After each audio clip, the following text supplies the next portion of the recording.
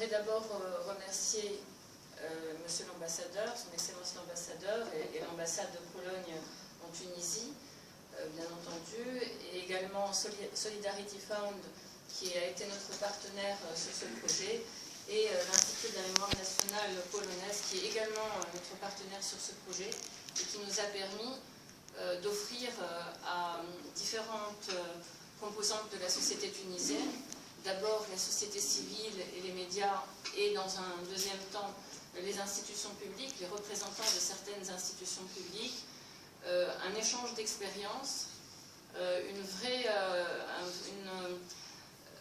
vraie richesse en fait en termes d'échange d'expériences concernant la Pologne, qui a vécu des choses similaires à la Tunisie, et donc avec le recul on a pu vraiment nous enrichir de cette expérience.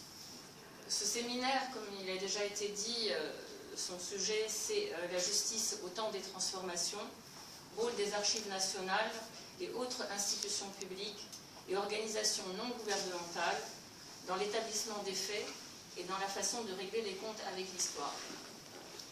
C'est un sujet qui est un sujet au cœur de la démocratisation et qui est également un sujet au cœur de nos travaux au Labo démocratique. Avant d'aborder les programmes du Labo, ce projet spécifique du Labo démocratique, je voudrais présenter un tout petit peu le Labo démocratique. Donc, le Labo démocratique, c'est une association tunisienne à caractère scientifique que nous avons fondée en 2011, juste après le 14 janvier 2011, et en fait qui a été conçue dès l'origine comme un incitateur d'idées, comme un laboratoire d'idées. La base de cette association, qui est en fait un think tank beaucoup plus qu'une association, c'est qu'on manque d'idées politiques, on manque d'idées juridiques, et qu'on doit réfléchir sur le moyen et le long terme, et non pas sur du court terme, en répondant à des actualités au jour le jour. Donc, de ce fait, nous avons commencé à réfléchir à un certain nombre de projets liés à la question « Qu'est-ce que la démocratie aujourd'hui ? Qu'est-ce que la démocratie pour la Tunisie ?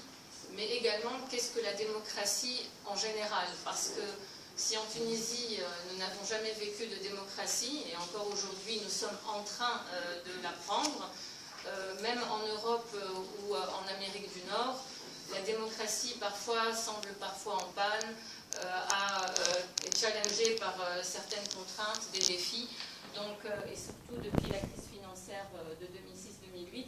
Donc je pense que le concept de démocratie est à réfléchir, à recréer et à reconsidérer.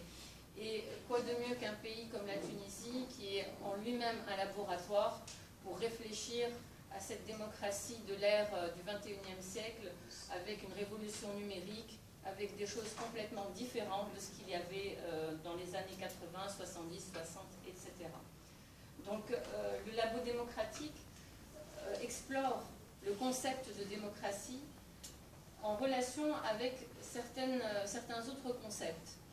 Donc nos programmes sont la démocratie et la justice sociale, d'abord, et c'est un de nos programmes les plus importants, puisque la révolution en Tunisie s'est faite d'abord et avant tout pour la justice sociale et liberté. Donc démocratie et justice sociale.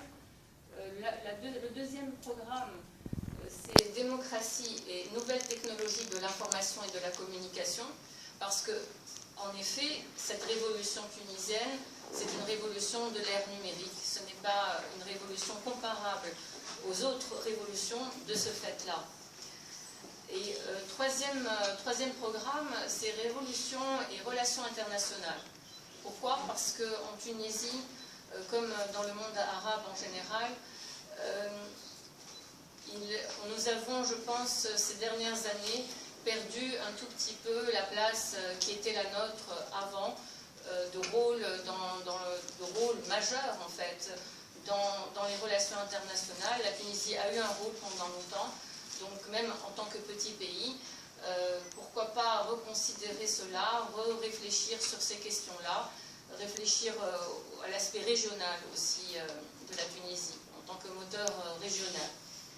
Et le quatrième programme, c'est culture démocratique, comment on crée une culture démocratique. Et enfin, le dernier programme que je cite exprès en dernier pour faire la transition, mais qui est en réalité un des premiers programmes du Labo démocratique, c'est démocratie, justice et sécurité, dans lequel on a organisé ce séminaire. Donc j'aborde un tout petit peu ce programme et son projet phare qui est le projet police politique. Le Labo démocratique, dès le mois de février-mars 2014, a commencé un projet qu'il a appelé le projet police politique, Macho Police CSI. Pourquoi? Parce que nous avons considéré dès le départ que la police politique était au cœur de la dictature et qu'on ne peut pas passer d'une dictature à une démocratie sans traiter cette question de la police politique. Parce que si on a encore une police politique aujourd'hui ou dans l'avenir, tous les gouvernants se serviront de cette police politique contre les citoyens. Et à l'intérieur, en fait, un peu comme des poupées russes, donc on a la dictature, la police politique, et encore à l'intérieur de la police politique, il y a quelque chose qu'on appelle les archives de la police politique, qui est encore un instrument de cette police politique, donc qui peut bloquer la démocratisation. Et nous avons étudié un certain nombre d'exemples étrangers qui nous ont montré que si on ne traite pas de ce sujet-là de façon urgente, la démocratie, on ne pourra pas installer une démocratie. Parce que l'être humain est corruptible, que l'être humain est faible et que même une personne de très bonne foi, quand elle a des instruments à sa disposition sans contrôle, les utilisera nécessairement. Donc petit à petit, ce sera le retour de la dictature. Donc ce projet police politique, on l'a conçu avec un objectif. Comment passer d'une police politique à une police des renseignements à proprement parler? Comment mettre en place un cadre juridique qui permette à cette police des renseignements d'être au service du citoyen et non pas au service de l'État. Plutôt, pardon, je me suis un peu pris les pinceaux, donc au service du citoyen et de l'État et non pas au service d'un parti politique. Je vais aller un peu plus vite pour dire qu'on a fait un certain nombre de projets dans ce cadre-là. Nous avons fait une conférence en 2011 sur la question des archives de la police politique. Nous avions déjà invité un représentant, un expert polonais à l'époque. C'était 2 semaines après les élections, les premières élections libres en Tunisie, pour nous parler de la lustration. Nous avons fait également un voyage d'études en Allemagne, où nous avons visité le commissariat aux archives en Allemagne, ainsi que d'autres institutions. Nous avons également organisé en décembre 2012 le Festival de la mémoire, Mahrajan Dhekra, qui concernait la justice transitionnelle, et y compris bien sûr la question des archives et la question de la police et la police politique. Donc ce séminaire, qui est la justice au temps des transformations, s'inscrit dans ce processus-là. Pour nous, il est essentiel. C'est la première fois que nous avons organisé un séminaire. Nous avons organisé donc 2 séminaires, dont un qui est avec les institutions publiques et les ministères clés. C'est la première fois que nous avons fait ça, grâce à nos partenaires. Et c'est quelque chose d'essentiel, puisque avec les experts, que je remercie encore, et nous-mêmes, nous pouvons dialoguer avec ces institutions publiques, les représentants du ministère de l'Intérieur, du ministère de la Justice, du ministère des Droits de l'Homme. Nous avons également invité la présidence de la République et les archives nationales. Donc l'idée, c'est de comprendre aussi leur point de vue concernant les archives de la dictature. Quel est leur point de vue? Nous avons un point de vue qui est celui de la liberté. Eux ont un point de vue qui est celui de la sécurité. Comment allier ces deux points de vue essentiels tous les deux? Du premier séminaire, qui était axé sur la société civile. nous sommes ressortis avec des recommandations. C'est-à-dire ces recommandations, nous les avons construites, nous les avons débattues avec les participants de la société civile. Il y avait un certain nombre d'associations que je vais citer et des personnes des médias.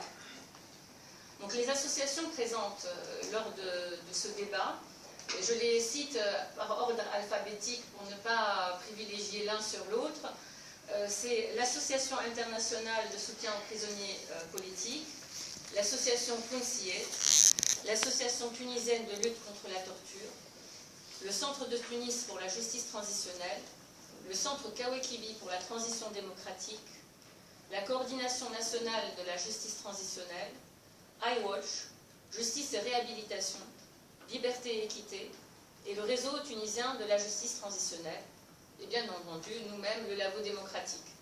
Donc, ensemble, nous avons débattu de quels sont les axes, les recommandations importantes concernant les